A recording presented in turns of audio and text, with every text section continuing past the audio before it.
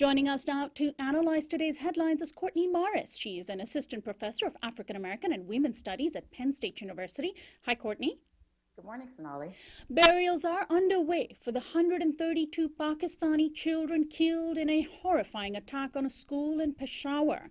Members of a Taliban group have taken credit for the armed attack, which is being considered the deadliest such attack in Pakistan's history.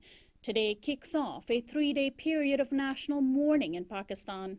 Meanwhile, Army Chief General Raheel Sharif is in Afghanistan today to enlist the help of Afghan President Ashraf Ghani to present a united front against the Taliban. General John F. Campbell of the joint U.S. and NATO forces in Afghanistan is also meeting with the Pakistani official. It is thought that Taliban forces involved in the attack have sanctuary inside Afghanistan, which shares a long, porous border with Pakistan.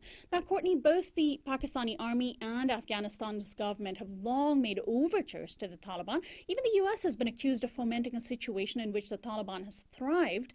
How then can officials from these three countries be expected to take any action to prevent such tragedies in the future? Well, that's a fair point, Sonali, and I think it's one that probably many Pakistani civilians right now who are grieving today share.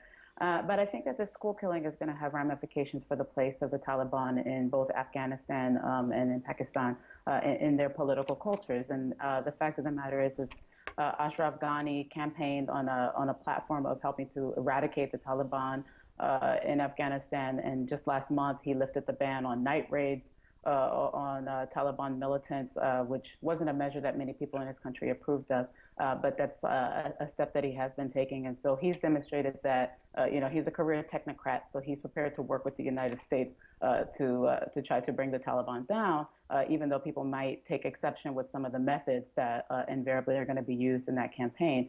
In Pakistan, I think it's a bit more complicated. The system of corruption and state collusion with paramilitary actors is much more expensive and much more difficult to unravel for a variety of reasons.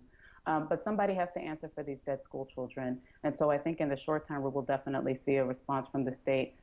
Just this morning, they announced that the government has lifted the death penalty, the ban on the death penalty that had been in place. So we are going to see some measures, I think, of people trying to crack down.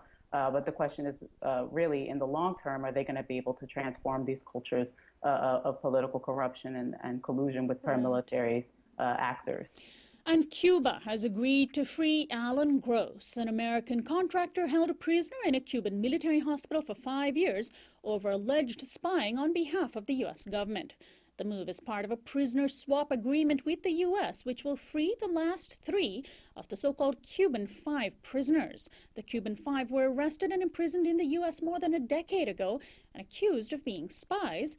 In fact, they were part of a Cuban counterintelligence program aimed at undermining U.S.-based attacks on Cuba. 2 of the 5 have served their terms and were released over the past year. The last 3 will now be returned to Cuba. According to the U.S. news reports, the White House is indicating the beginning of new talks on everything, from travel restrictions to eventual lifting of the Cuban embargo. Courtney, this seems like very good news for those interested in U.S.-Cuba relations, is it? Well, I think it's definitely a positive step. I mean, the fact of the matter is that the embargo it's completely exhaustive and untenable. And there are a number of people, particularly Cuban citizens, who would like to be able to go home, to be able to move more freely between the United States and Cuba to support their families. And we've seen some of those steps, for example, with the opening up of remittances for Cubans who are living in the United States who want to be able to send money. So that's something that we've seen the Obama administration making gestures towards from the beginning. But this is really a hugely important step. It's hugely important because it's also a negotiation of the end to the embargo that recognizes the extent to which the United States has played some really dirty tricks in its battle with Cuba. I was thinking this morning just about the case of Los Aldeanos, who were caught up in a scheme with the USAID to create, to destabilize the Castro administration in Cuba. And so I think that as more and more of these kinds of stories come to light and we recognize how entrenched this pattern of espionage has been, that it becomes less and less tenable to justify upholding the embargo. And finally, President Obama last night quietly signed a $1.1 trillion spending measure passed by both houses of Congress. The measure will ensure that all but one government departments are fully funded through next September. the Department of Homeland Security will need to renew its funding in February, a setup for a fight over the president's executive action on immigration.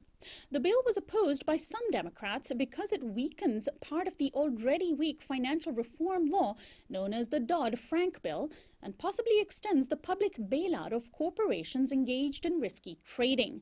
Senator Elizabeth Warren in particular raised her voice against the bill, even as she quashed rumors that she might run for president. Incidentally, former Florida Governor Jeb Bush has just announced his sights for the Republican presidential ticket. Well, Courtney, in terms of kowtowing to Wall Street, does it even matter who the president is? I mean, Clinton, Obama, Bush, they all bow down to big business, don't they?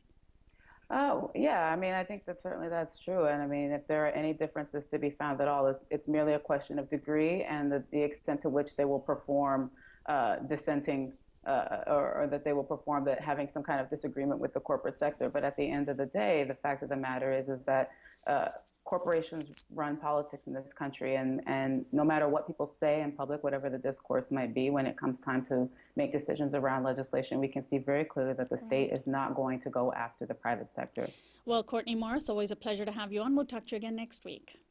Hi, Sonali. Courtney Morris is an assistant professor of African American and Women's Studies at Penn State University. This is Uprising. We'll be right back.